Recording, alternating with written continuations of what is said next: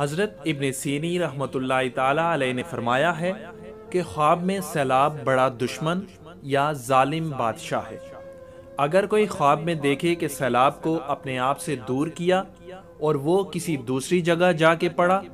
تو دلیل ہے کہ دشمن پر فتح پائے گا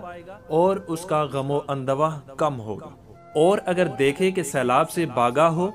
تو دلیل ہے کہ دشمن سے بھاگے گا۔ حضرت ابراہیم کرمانی رحمۃ اللہ تعالی علیہ نے فرمایا ہے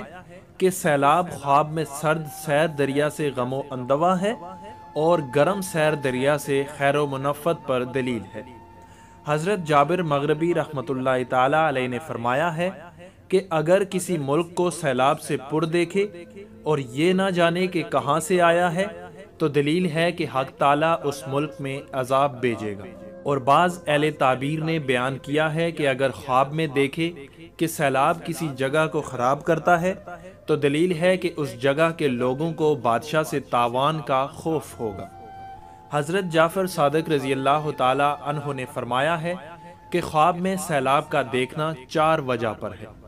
بڑا دشمن، ظالم بادشاہ، غالب لشکر اور بلا، فتنہ اور سختی، اور اللہ ہی بہتر کو خوب جانتا ہے۔